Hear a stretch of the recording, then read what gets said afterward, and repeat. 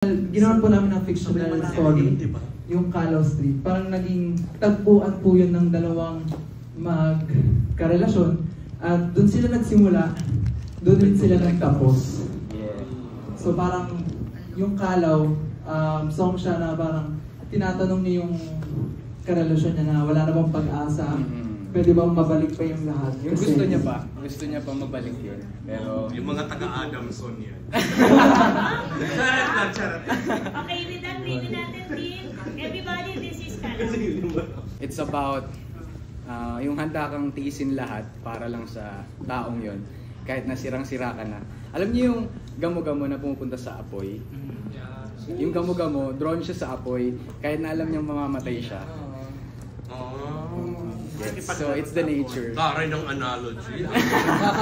So yeah, ano, I hope you guys like it. Lapitin ka pala sa apoy. Ito po si Vince, ano to, Discovery. Songwriter pala siya. Coco po dahil andun po si Coco man. ano po, Coco actually yung pinapapili po kami ng kanta, may mga label siya. So parang beat pa lang siya, tas yung name niya Cocote na C-O-C-O-T-T-E. Tas kinuha ko lang yung Coco na word na parang pinag-play on words ko lang siya sa Call Me. So ayun po. And para siyang Breaking Bad, Breaking Into Temptation na song na parang one call away siya sa kanyang friend. Ayan. One call away. Sa isang friend. Pero may onting sexiness.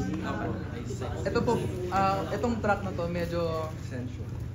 Ito pa nga Yung one call away para sa tuba, parang gano'n. Oo. So, clubbing, mga medyo may tama na ko. Yan yung first niya nasulat. Pang tuba. Yes. Hindi naman po sa May kakongo ka rin? Ano nga yun? Kakoko. Kakoko. Kakoko mo. Pwede mo yan naman. May kakoko. So, pwede ito pag clubbing, ito yung Coco. Play natin. Sinama, wait lang. Ay, sorry, wait lang daw. Sinama ko po si Patrick doon kasi parang medyo parang bagay siya dun sa rock part na parang hindi ko feel na magagawa ko. So, nabigyan niya naman ng justice. So, collaboration siya ni Vince and then Patrick. So hindi lahat ng songs silang lahat kumakanta? Yes po. Oo, may mga collab sila together. So, this is Vince and Patrick. This is Coco. Play. Jowa, na minimistreat siya. Yung babae. Parang, alam mo yun, sinasaktan yung babae. So parang sinasabi mo dun sa best friend mong babae na nandito lang ako para masandalan mo. Para ako na lang piliin mo.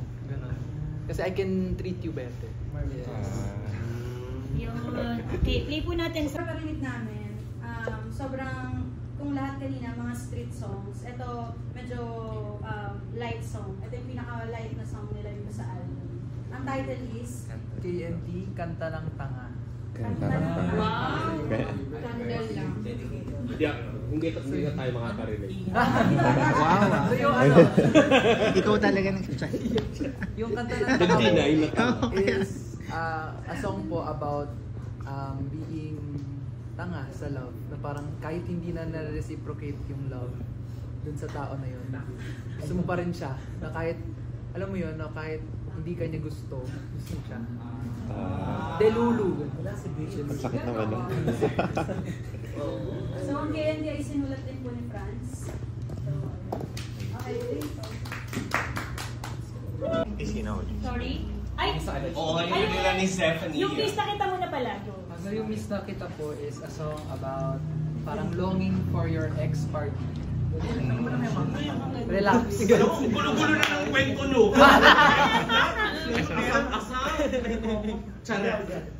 So nagre-relapse, pag nagre-relapse po kayo, inaalala niyo yung mga moments niyo together, tapos parang mapapatanong ka sa sarili mo na parang may pag-asa pa ba, mababalik pa ba natin kung ano yung dati. Yan, with Stephanie. Ikaw din si Franz Miss na yung kita. nag-ano niyan, gumawa? Ikaw din. Galing ni Franz. So, yun yung maganda sa 2020 kasi iba-iba talaga siya.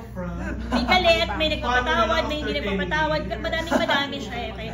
So, last song natin, i-explain naman is yung 1-3, tsaka sabihin mo sino yung kasama mo dito.